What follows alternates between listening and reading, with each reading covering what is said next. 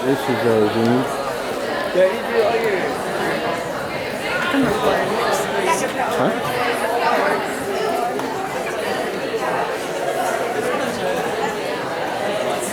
And you can zoom out if you have people, hanging around. Is it actually recording already?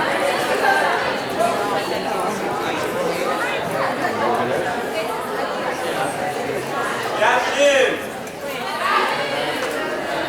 My name is Joe Brockman. I am the Vice President of the National English Honor Society. Thank you all so much for coming to what will be a very intriguing discussion. Willie Baronet, our speaker, is a Stanford Richards Professor of Creative Advertising at SMU Cumberland Advertising Institute. He has been buying and collecting homeless signs since 1993 as a part of a long-term art project titled We Are All Homeless.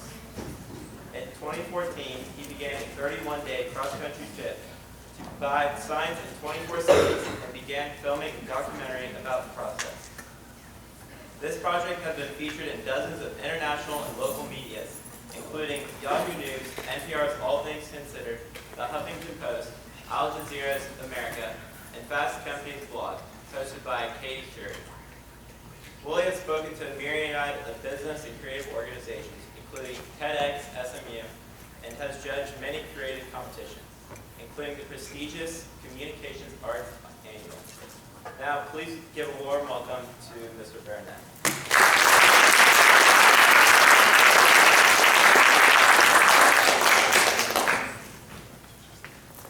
Hello, everybody. Hello. Thank you all for being here. As he just told you, my name's Willie. I've been buying homeless signs since 1993. What were you guys doing in 1993? I was being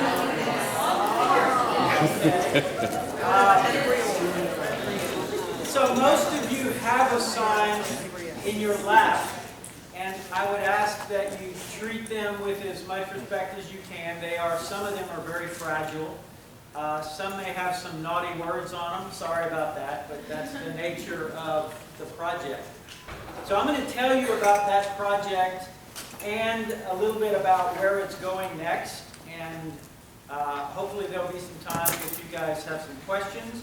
First question I want to ask you, and I just want to ask a couple of you, what does home mean to you? Anybody willing to answer that question? What does home mean to you? Yes? Safety, thank you. Anybody else? Yes? family, Family, okay. Yes? the place where you go to sleep. The place where you go to sleep. Very good.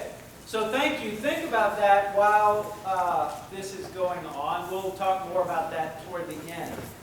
So I've got a bunch of signs. I've been doing this for a long time. I think there are maybe 150 signs in this room.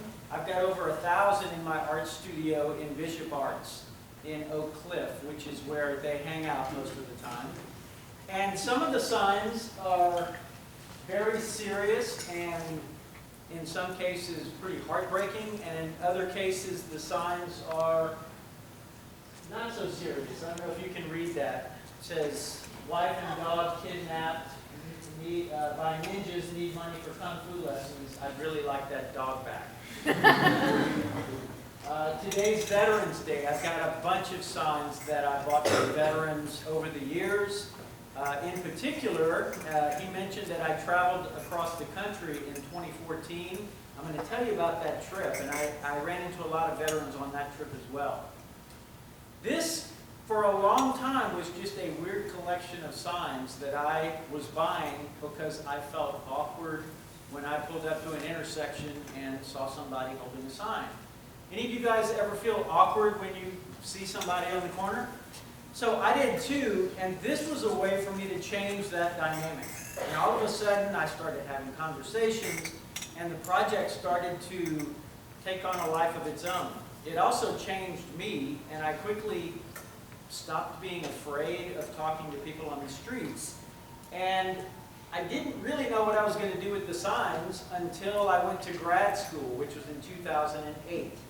And in 2009, I started to actually do things with the signs. In this case, I took digital pieces of a lot of the signs and started to put those together. And in 2009, I had my first ever solo art show at a gallery in Deep Ellum. And the show was titled Home. And it was the first time I ever showed the signs in any sort of an art context. Being in grad school was a tremendous experience. One of the things that I got to do was go with one of my classmates and photograph some of the places that people sleep. This is under a highway off of Interstate 30, I believe, and we would just go photograph places where homeless people spent the night. I did a few gatherings while I was in grad school where I'd get 30 or 40 of my friends, and we would all go to the corner of Mockingbird and Central and hold up signs. And if people stopped to find out what we were doing, we would hand them cards, and the cards would direct them to a blog that had information about this project. So we kept doing that. In fact, we did 3 of those, and on the last one, I actually was handing out dollar bills with the URL written in Sharpie on the dollar bills until the police came and told me that you can't give away money on the street, which I didn't know.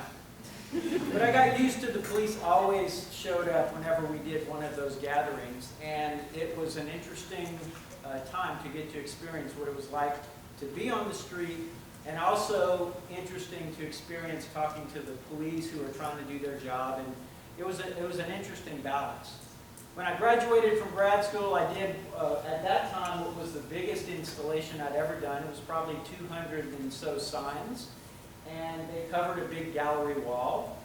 And since then, I've done a lot of installations. This is one that was in an empty room. Is there any way we can turn the lights off just on the stage? It might make these slides a little easier to see. Is that helping at all? Yes. Okay, so this was an installation that was in an empty room in an abandoned house.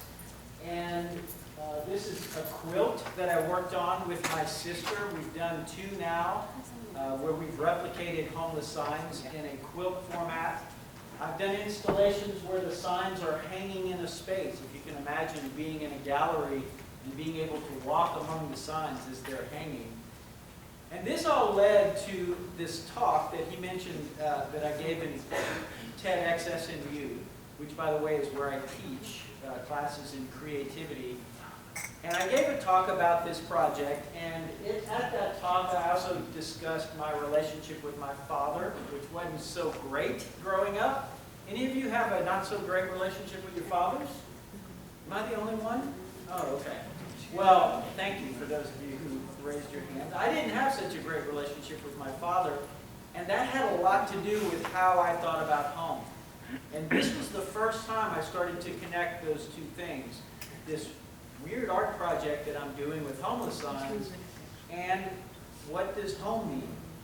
And so that's a question I think I'm still in the process of answering. So now I want to tell you about the trip, which took place July 1st through 31st in 2014. It was during the TEDx talk that I said, hey, I want to take a trip across the country and buy homeless signs. And then I realized, wow, that's on the internet, so I better actually do it. So that's why it happened in 2014. We planned the route, and we started in Seattle, drove down the West Coast, ended up in San Diego before we started to head east, and ended up in New York City. 31 cities in 24 days. We did an Indiegogo campaign to raise money for all of the expenses of the trip. And these are the 4 people that went on the trip. The guy next to me is an old friend of mine named Tim. And the other 2 were people that had just gotten out of college and were film students. And we knew we were going to be shooting a documentary, so we took them along to help make this film, which, by the way, we're editing right now, and hopefully it'll be done before the end of this year. So the trip was overwhelming. I could talk about it for days, but I want to tell you a few things. I want to show you a few of the signs. Sugar Mama Needed, this was in Seattle. Testing for Human Kindness, this was in San Francisco, yes. This was a sign that I got in Philadelphia. This was Cincinnati. This sign has a drawing of an Indian headdress on it. I'm going to tell you a little bit more about the guy I bought this from, but this came from Omaha, Nebraska. The cash for weed came from Chicago. This one may be a little hard to read. It says, something to ponder. What if God occasionally visits Earth disguised as a homeless guy, panhandling to see how charitable we are? Completely hypothetical, of course. This was in Pittsburgh. This one just says spare change. This was from a man named Michael in Las Vegas. This one was from Los Angeles, from a man who's probably 65, who I thought had a great sense of humor. And on the back of one of the signs that I bought, after I drove off and I was looking at the back of the sign, I turned it over and I saw written in red ink, sorry for being a bum. That's what the guy was looking at while he was holding the sign. And that really had an impact on me as well. I've got signs that the backs are covered in writing. One of you may even have the sign that says this on the back of it. I'm not sure if that was in the batch that I brought.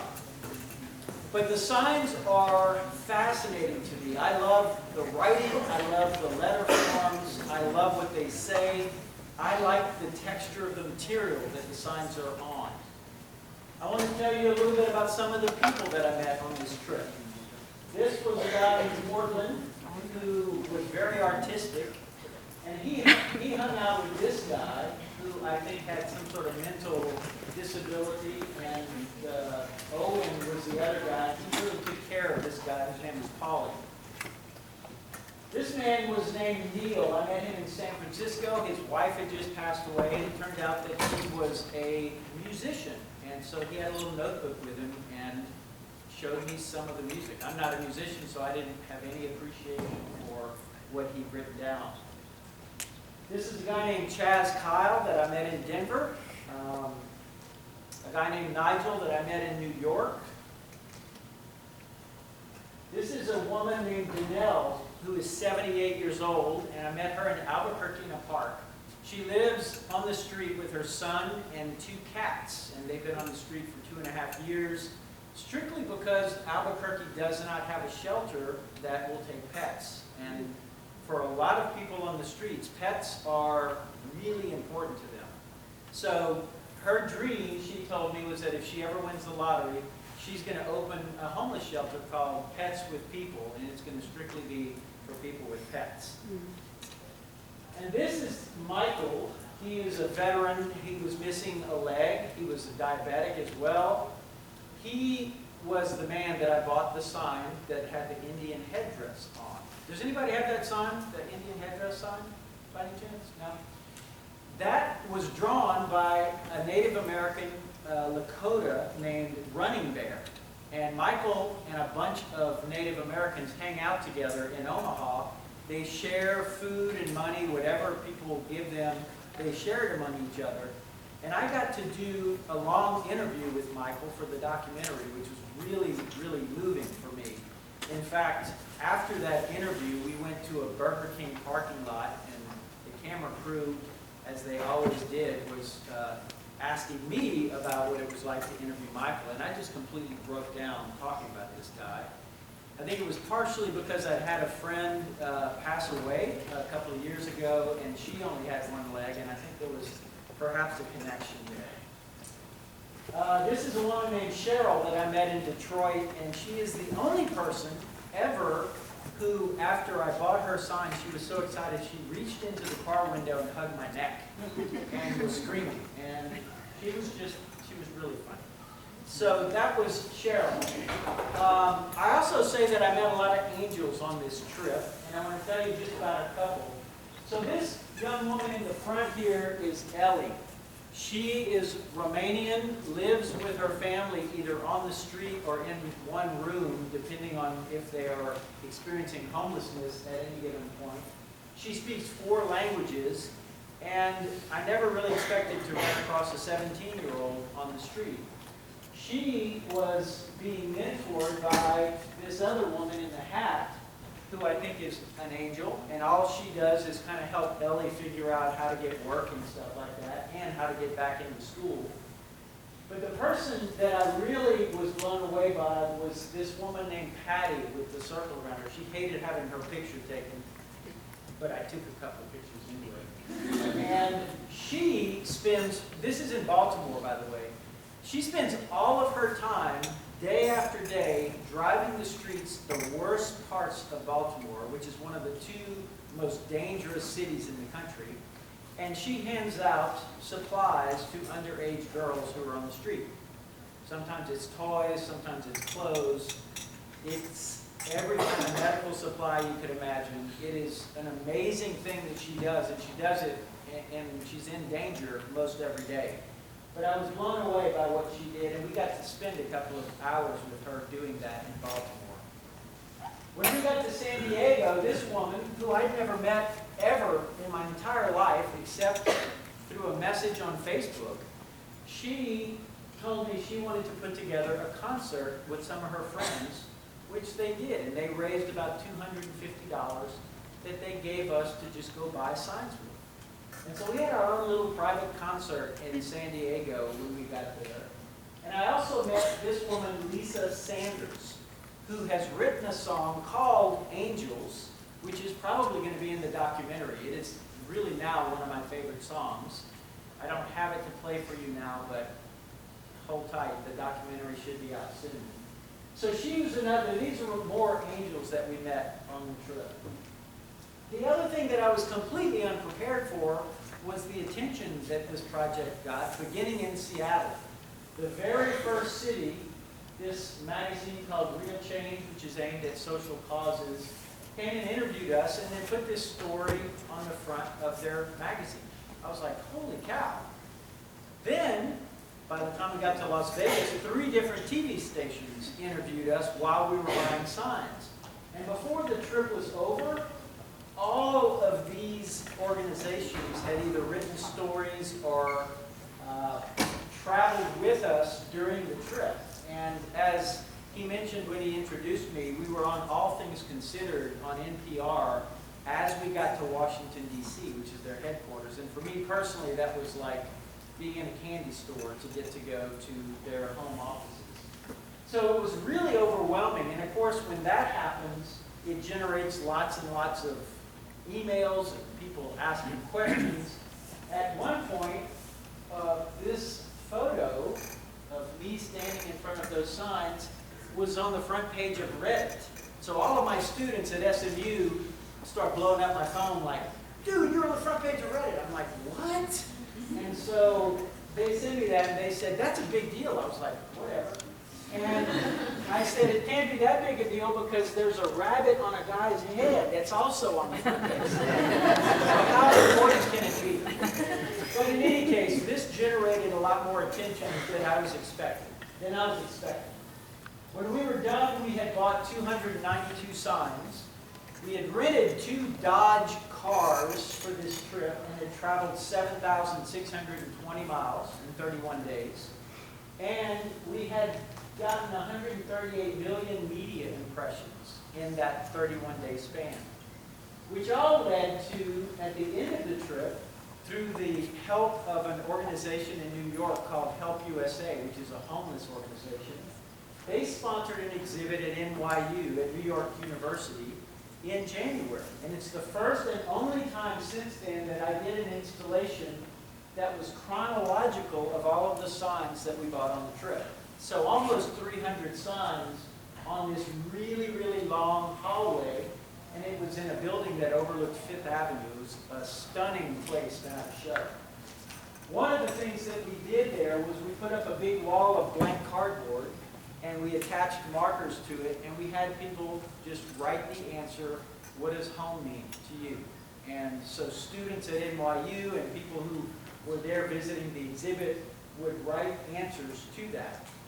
And I've now got all of this cardboard, which is also in my art studio, which, by the way, makes me look like a hoarder. If you saw it, you would worry about me. And so, and these answers for me continue to just, I think, make this project more meaningful to me as time goes on. The ripples, which is what I call the effect this continues to have, and part of this is me getting to be with you guys today. And by the way, at some point I'm going to ask you to hold up the signs and take a photograph of you so that you can be in a future presentation. But this was another middle school in Dallas. This was a high school in South Bend, Indiana, who actually made their own video about homelessness. And all of these signs were signs they created as props for their own video. This is J.L. Long Middle School. That's not too terrible. That's also in East Dallas, right? Any of you guys went to J.L. Long? Or? Oh, okay. So J.L. Long, they were a middle school, and after I did this presentation, one of the teachers there asked them to brainstorm ideas to help me with the project. So, and then she put me on the spot and said, you're going to vote on the ideas and tell us which one's the best one. Okay, great. So the students were broken into groups, and one by one they came on stage to share their best idea. One of the groups, their best idea, which is the one I voted for, said, we're going to make a video about your project and send it to the Ellen show so that you can be on Ellen. I was like, I like that. So when the documentary crew came back to Dallas, we actually went over there and took shot footage of them making their video, which they're still working on. They haven't quite finished it yet. But it was really cool to just see them getting in groups and shooting with their phones and just making a video about this, and they were interviewing each other. And that, you know, to me, you guys are going to save the world. I don't know if you know this yet, but y'all are going to save the world. And it's hard to know who is going to think of a project of your own that's going to turn into something that you're going to start collecting, and 20 years are going to go by, and you're going to wonder if you're crazy or not. But it could happen. And so one of the things I love about this project is getting to see the interaction. By the way, if any of you take pictures of your sign and post it, please hashtag We Are All Homeless so that I can find it. Because I collect all of the pictures that people take, and that's delightful to me. If any of you go to downtown Dallas, you may see the guys in the yellow shirts who are on bicycles or Segways, and they're the ones sort of managing everybody. They wanted to hear about this project too because they have so much contact with the homeless. And that's the largest group of people, and by largest I mean the average size of these people, they were huge. So the largest group I've ever spoken to. I was recently asked to speak to a group of Buddhists who were having a young adult conference in Dallas, which was another audience I never expected to connect to. This is the daughter of a friend of mine. This friend of mine, for years, thought I was nuts because I was buying signs. We would go to a meeting once a month, and after a few years, he started to show up to these meetings with a sign he had bought to give to me. And he started to get excited about the people he was meeting on the street. And then he sends me this photo of his daughter buying a sign to give to me in San Francisco. And this was another time, I cry a lot, so that's no big deal for me to cry, but this was another time that I teared up because I was so moved that he was so excited he had passed that along to his daughter. Part of what I do at SMU is I teach creativity, and this summer I was teaching in London as part of the study abroad program. While I was there, my students started to go out and buy signs in London and a couple in Italy. And so I ended up coming back to the United States with 17 signs from Europe. I'm not going to tell you the long story of this guy, Chris, who I've never met, but he's homeless in Lansing, Michigan. He calls himself the happiest homeless guy in Lansing, but he makes these crazy creative signs. He found the project on our Facebook page, wrote me, and I sent him $100. I said, please send me 5 of your signs. He sent me 50 of his signs in a box that weighed 70 pounds.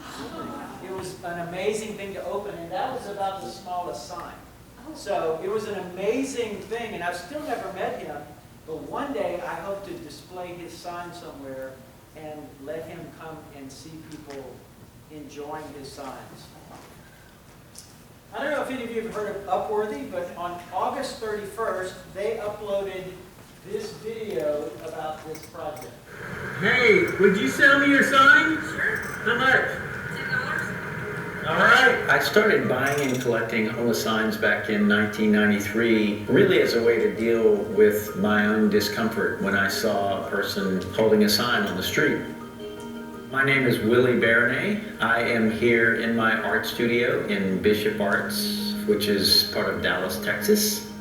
It wasn't until I was in grad school that I named it We Are All Homeless. And ever since then, the project has started to take on a little bit of a life of its own, which culminated in this trip this summer. I ended up traveling from Seattle down to San Diego and ending in New York City, buying homeless signs in each of the cities. Sir, will you sell me your sign? This is in need of a good deed, my man. And one of the things that was really cool about the trip across the country this summer was that I got to have long conversations with a lot of the folks that I bought signs from. In Baltimore, I met this young woman named Ellie. She's 17. She'd been homeless on and off for quite a while. She lived in a room with a bunch of her family. Speaks 4 or 5 languages. Was not somebody I expected to meet on the street. There was a man in Omaha. His name was Michael. He was a veteran missing one of his legs, and I just felt a real connection to him. And I could go on and on about these stories. There are so many people that I met that touched me in one way or another. I get lots of feedback from people about the power of the signs and how overwhelming it is to see hundreds of signs in one place. If we can change the awareness people have, I think that's where all of this begins to change. Help them understand that there's no one story that fits all of them. What I would say is that if you can, just simply acknowledge that person. Let them see the humanity in you, see the humanity in them. And if you do nothing else, I think that's a huge thing. So that was put online on August 31st. This is an old slide. It now has 5.4 million views, and the ripples that have happened because of that video have been staggering. I just had a college student in Italy ask me if she could use some of the images of the signs on the cover of a piece that she's producing for one of her classes. I've had a couple of other people request art installations. A magazine in Australia asked for some images so they could write a piece in their magazine. It's mind-boggling to me that this crazy idea that I had in 1993 has now, it's still going, and I'm still doing this, and I just can't believe that. And it also, to me, reinforces that there is something about experiencing people on the street that I think touches almost everybody, and that a lot of people I know feel awkward when they are trying to figure out what to do. Should I give them money? Should I give them a bottle of water? Should I say hello? The kinds of questions that I think people just come across. So, all that to say, the most recent installation happened in downtown Dallas at One Arts Plaza, which is in the Arts District. And I won't play this entire thing, but this is what the process of installing this kind of a show looks like. And this took place on 4 panels that were basically sitting in the middle of this lobby. So anyway, that side gets filled up, the other side gets filled up. I won't make you watch all of it, but I was sore when it was done. This is what the backside of it looked like, and I was really honored to have this show at this it's a magnificent building, and there was a big opening, and so I got to have a lot of friends and strangers came, and it was just interesting. I even got to walk in with a homeless man that I met downtown. And after I bought his sign, I said, hey man, you want to come see an art installation of a bunch of signs? He thought I was crazy too. And he was in a wheelchair. He was also a veteran. We wheeled him. I was with my sisters. we wheeled him into this exhibit, and for the first time in my life, I got to actually witness somebody on the street looking at one of these installations. So for me, it was really an powerful thing. That's another detail of some of the signs from that show. And so I asked you, what does home mean to you? And anybody, after thinking about it, have anything they want to add about what home means to you now? That we haven't already heard? Anybody? No? Yes? Place of love. Say it once more time. Place of love. A place of love. Thank you. Anybody else? I make my students do this too, by the way. Yes? A place where you can return like once your day is done. Thank you, yeah. One of the things I did with some students at SMU is that we did a little art project where we just had pieces of cardboard, and I asked them that question, and here's a couple of their answers. Home is where the heart is.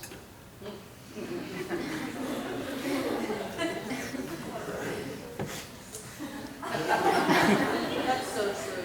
So the answer can be anything, and I really want to leave you with that question, and whether you decide to answer it privately or publicly, but if you decide to answer this question and are willing to share it, I still would love it if you would hashtag We Are All Homeless so that I can find those answers.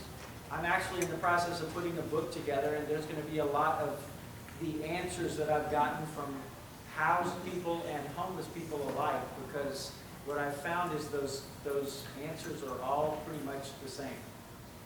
So thank you for having me, and that's it.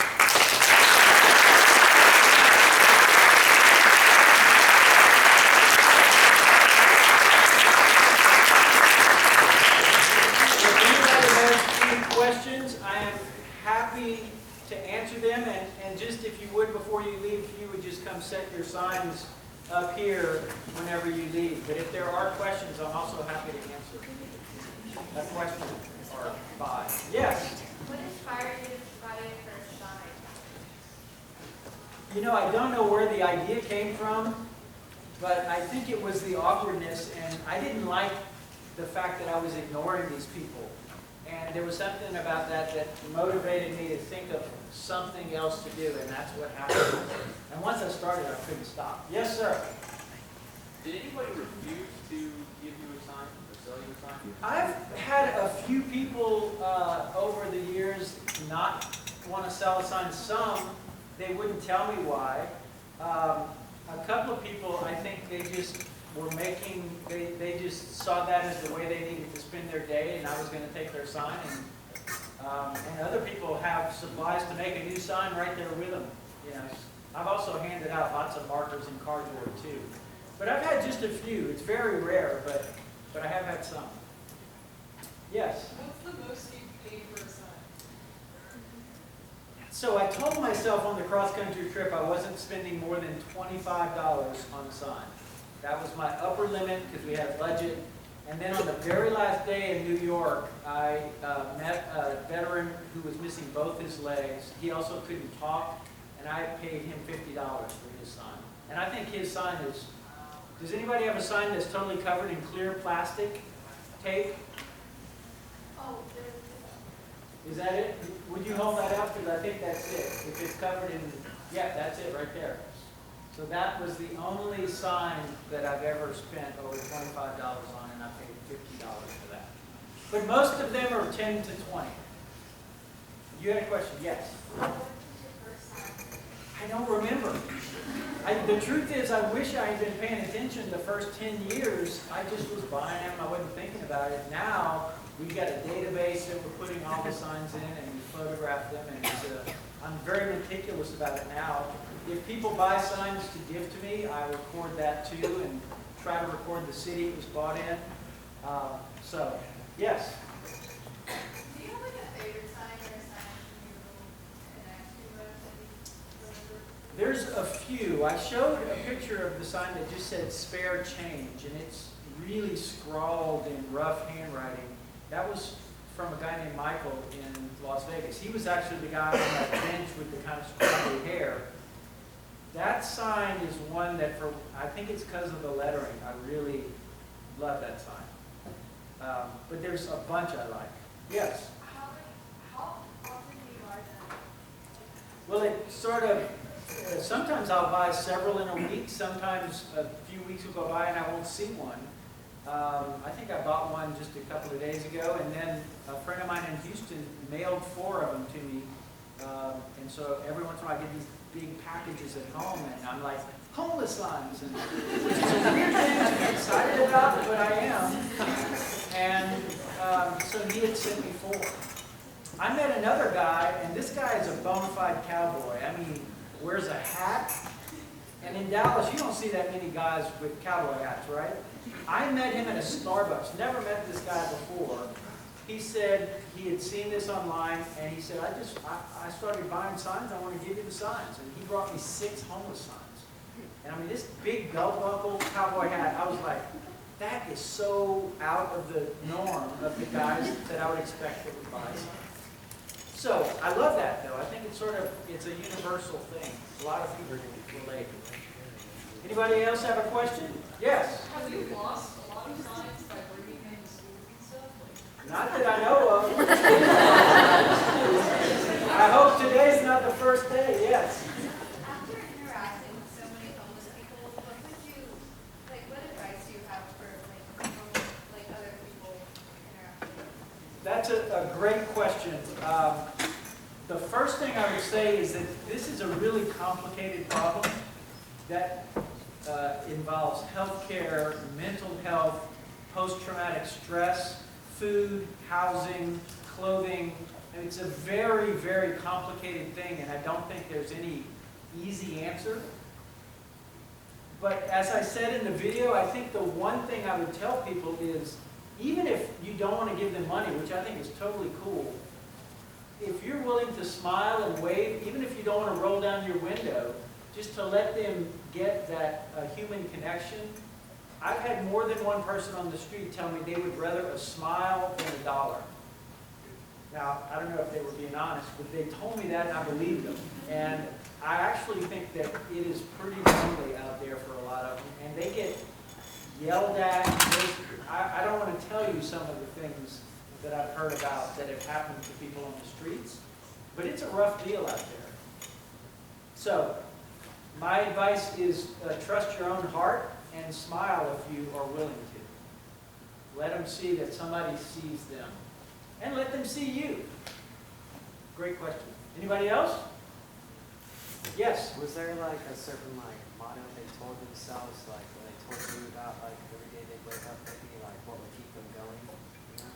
You know, the best thing about that trip was that I got to interview, I probably interviewed 150 people at length on camera, but because of the documentary. And there were a very wide range. Some of them would say it was my pet that would keep me going.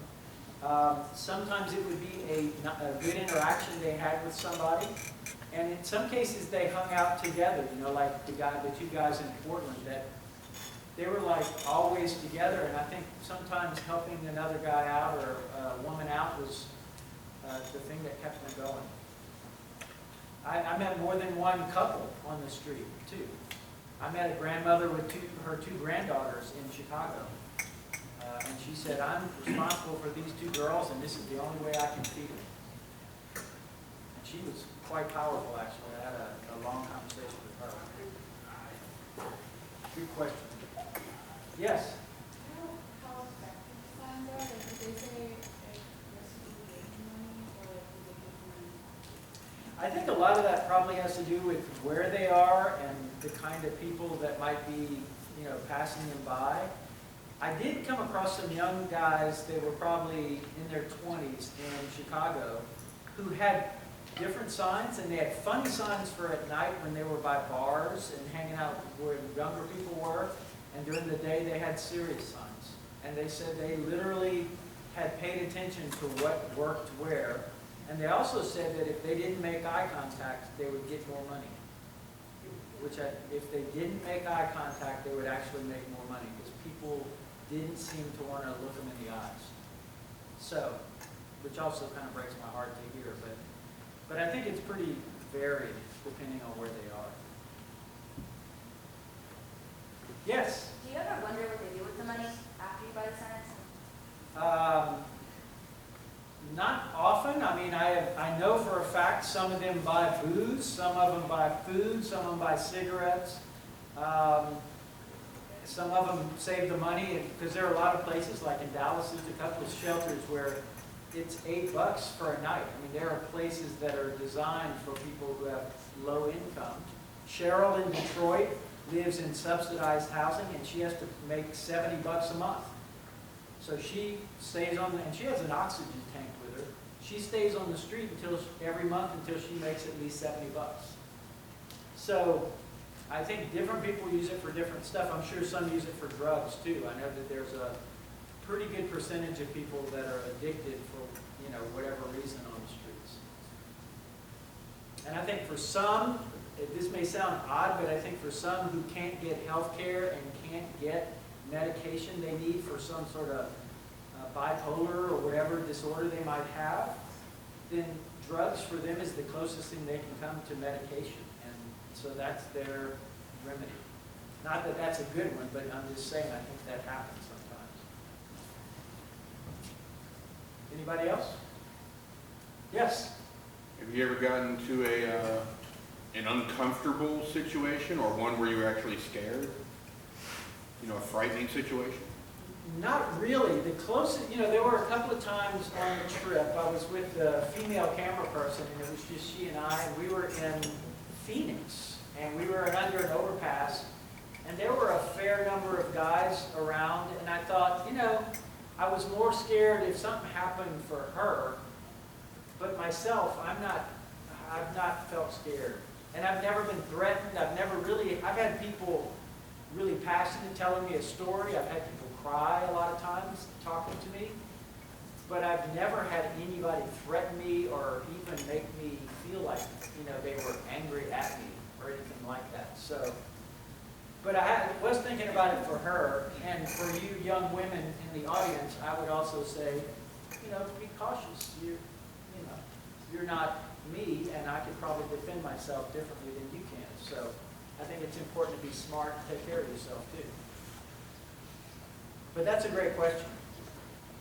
And I get less scared the older I get. Anybody else? Yes? How much money do you think you've spent over the years? Yikes. I think probably $12,000 or $13,000. Where did you? Now, of that, about 2,500 of it we raised for the Indiegogo trip, because that was specifically for sign buy-in for the trip. But we ended up doubling that. I ended up spending twice that on the trip. We didn't budget well for our trip. But that's over a long period of time. And you know, I used to have an ad agency which I sold a while back, and this isn't something that's causing me to miss any meals or anything. You know, it's actually something I love doing. And the more I do it, the more I like the signs themselves. Yes, ma'am? Oh, have you taken anyone in, like, help them or something?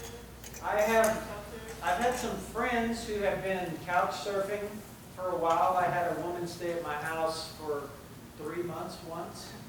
I've had other friends, but they were all people that I knew.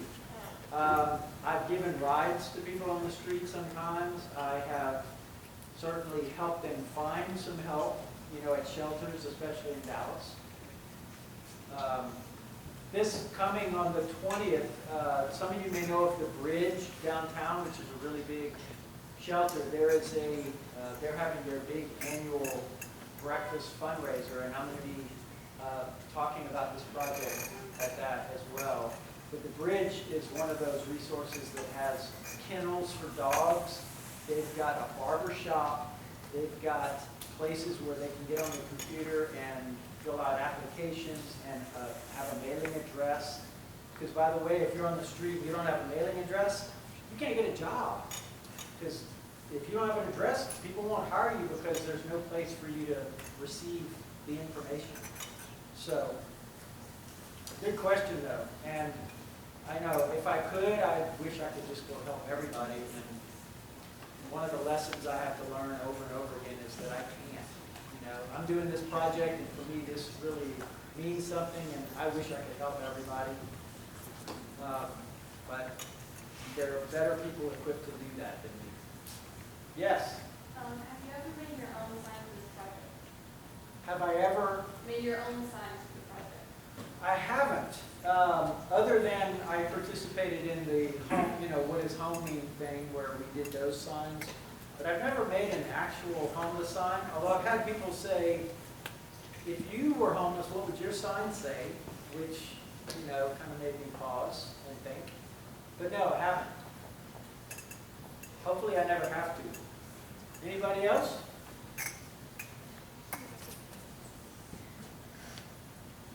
Oh, yes, ma'am. What would you like the end result of this project to be? Well, I'd like to say unicorns and rainbows for everybody. What I'd really like is, I think what I experienced is that a lot of people jump to judgments about people on the street. And what I'd like is for people to slow down a little bit, smile a little bit more. And I had a guy in Seattle tell me, you know what? You want to really do something good, why don't you go buy 2 hamburgers and go sit down and have a meal with somebody on the street and just talk to them. And I had never thought about that before. I would love it if a few more people smiled and waved. I just want the world to get a little bit nicer, kinder. They're all so dang mean sometimes. Good question. Thank you, Sam. Anybody else? Yes? What would your sign say? I don't know.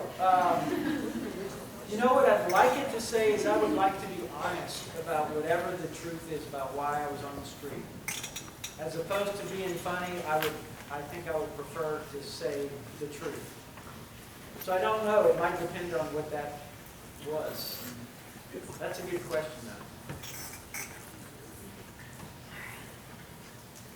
So you guys probably, yes? What would you say the biggest difference between buying these signs, giving them money, and supporting a charity?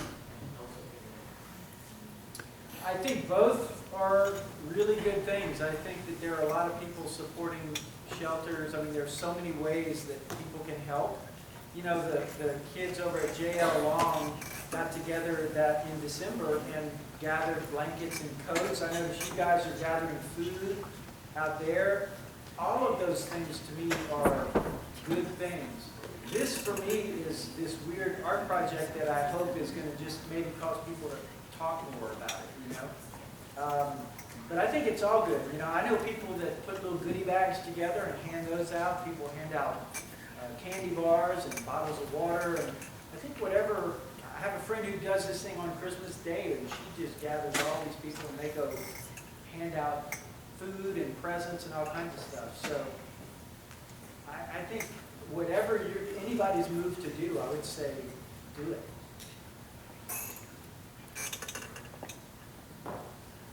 So y'all probably have somewhere to be. So thank you again for having me.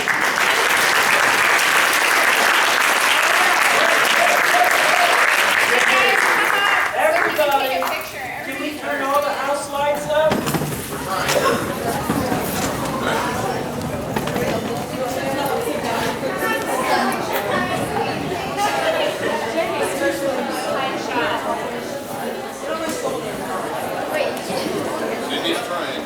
All right, I'm going to have to take more than one. Okay, are the lights all the way up? No. We're trying. Hang on, somebody's about to turn all the lights up. There we go. And after the picture, after the picture, let me explain something to you before we leave for the day. Okay, everybody smile. I'm going to have to piece all these together. Oh, this is awesome. Okay, wait. Hang on, wait, I got one more. I'm going to do a pano, so everybody just get ready. hang on, I did this the other day at Mustang Heroes and it worked out perfect. Okay. And I'm starting here. Everybody, Hold the back, guys. go. Here we go. I'm going. I'm going. I got everybody here. Y'all can stop.